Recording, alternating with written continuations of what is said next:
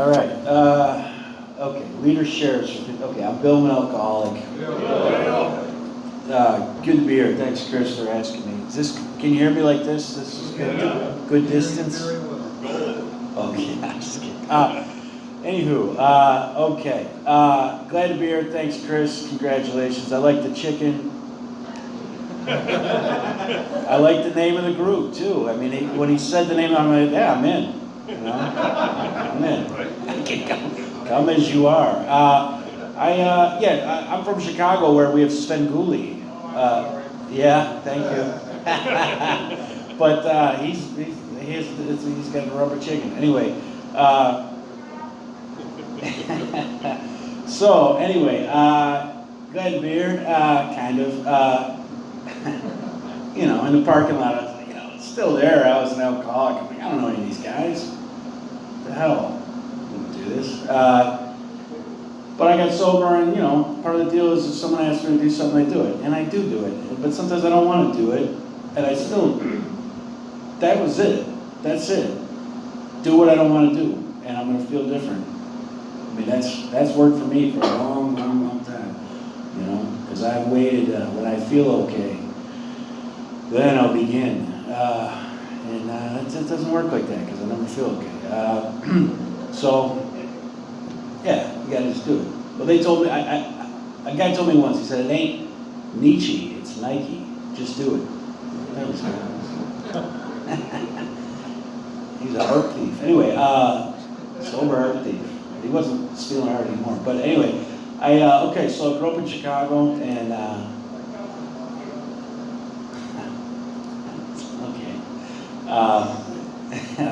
bring it on, all of it. Anywho, okay, good. I did late night, so I could handle it. Hollywood late night. Felt horrible after. I mean, they're not even like tame. They're like, you're a fucking loser. They had to be of service. They had to stay up late for work. Working early in the morning to get yelled at by a guy with a 30-day sober. Anyway, my own time and trying to share the message. I was a crazy kid in Chicago. I grew up in Beverly Hills. That was the name of my neighborhood in Chicago. Very different than the Beverly Hills out here. Although I've never been. So who knows? Anywho, crazy neighborhood, Irish, everyone drank, blah, blah, blah. And I was a scared kid. I felt uncomfortable, not all the time, sometimes. Just terror, I grew up, I don't know, I mean, it's a crazy house, crazy block, crazy neighborhood. I was Catholic, everyone was Catholic back then, or in that neighborhood. And early on, I knew I was aware of fear and sadness and uncomfortable. And sometimes I just didn't know what to do, I didn't know what to say. And then sometimes it was wild, I was always in trouble. Always, my desk was in the hallway and all that stuff, And I like to get negative attention too, just do dumb stuff. Like, I remember standing in front of my house once. I was like, let's just break this window. My buddy's like, okay, and he broke the window. My dad's like, what the hell are you doing? I don't know. He goes, you're grounded. I go, okay. And then I felt bad. I like feeling bad. You know what I mean? I'm sitting there grounded, like, the worst.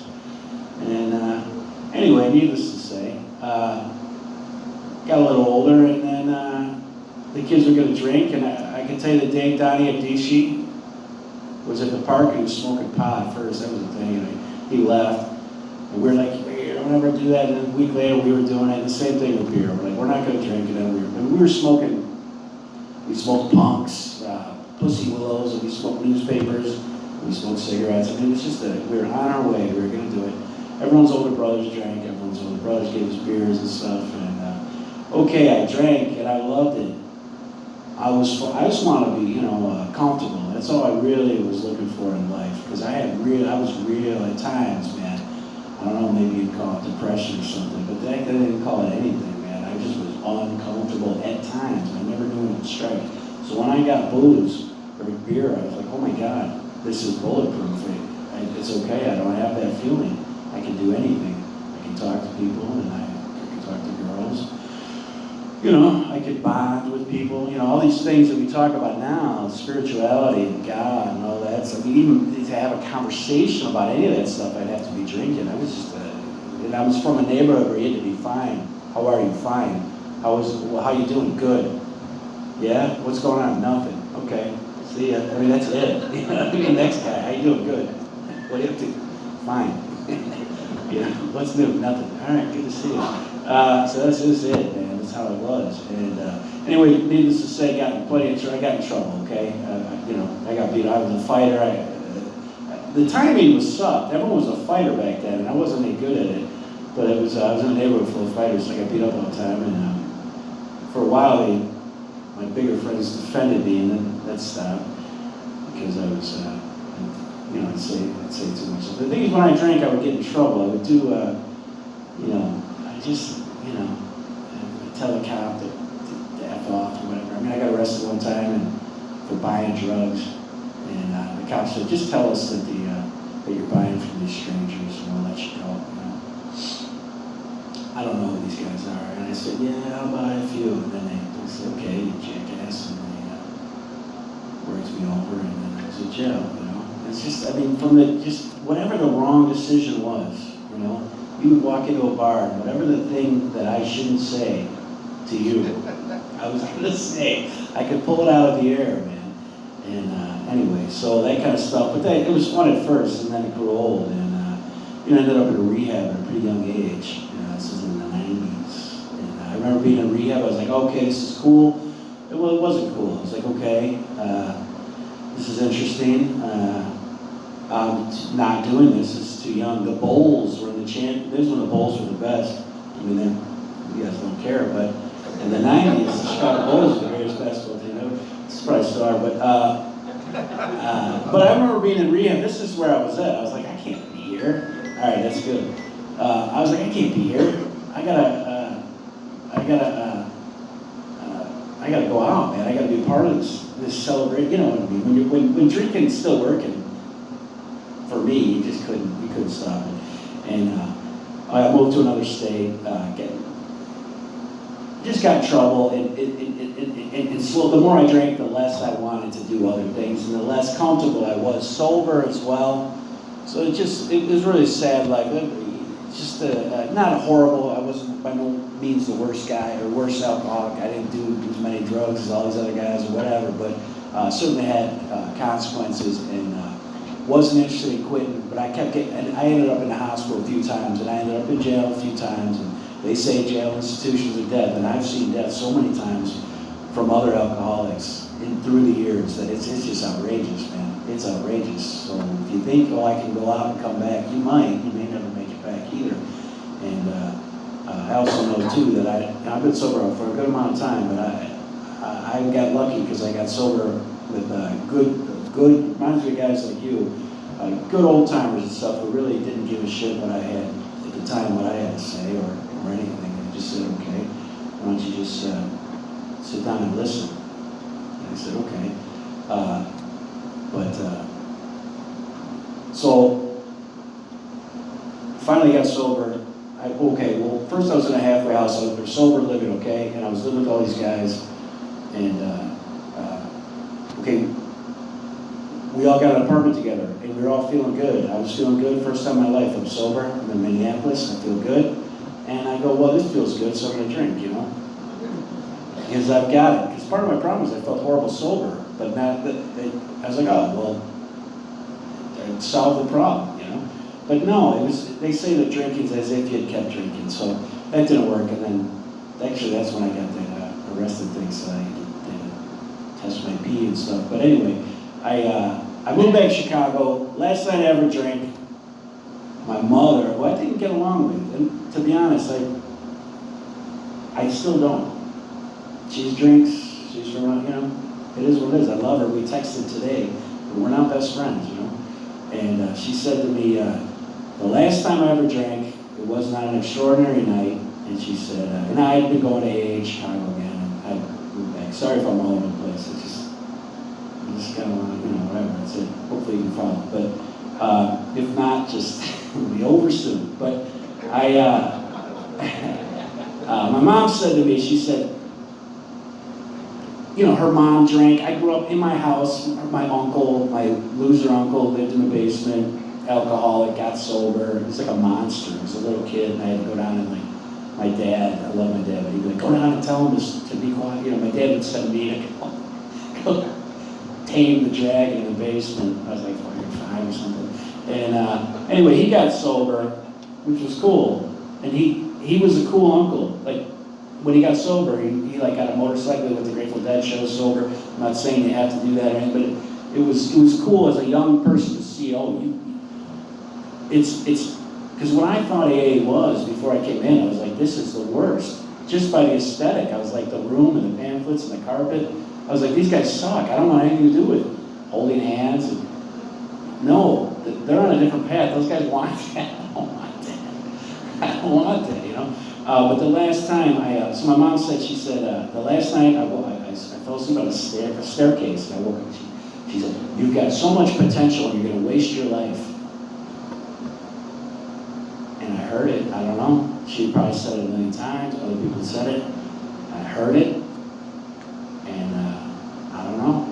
That was the last time I drank. And I went back to the meetings I was going to, because I was kind of going to meetings and drinking and doing the thing.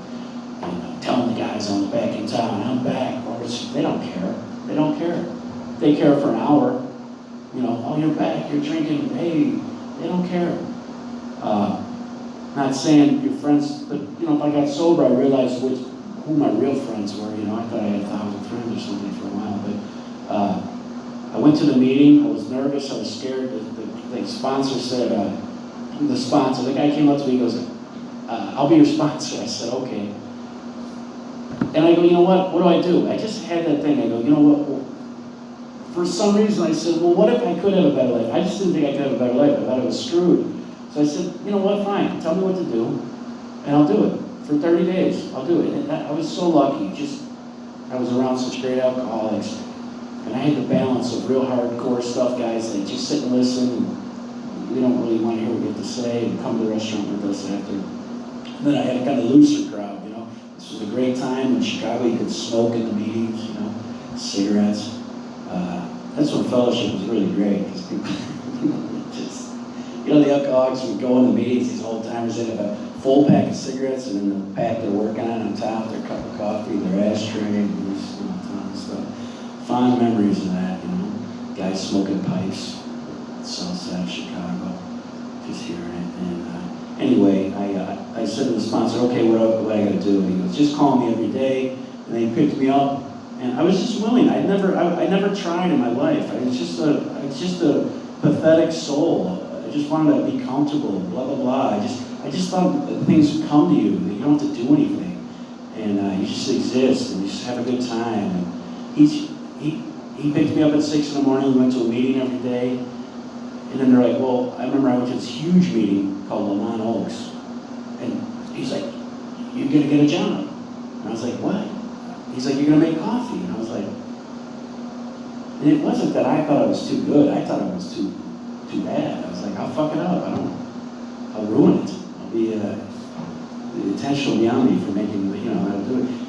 Mopping the floor, the same thing. So I did that stuff, and then I got a life, and I went back to college, and blah, blah, blah. But anything I wanted to do, I did. Whatever goal I had. And, success, failure, more failure, blah, blah, blah. And it's a good life. The obsession to drink went away.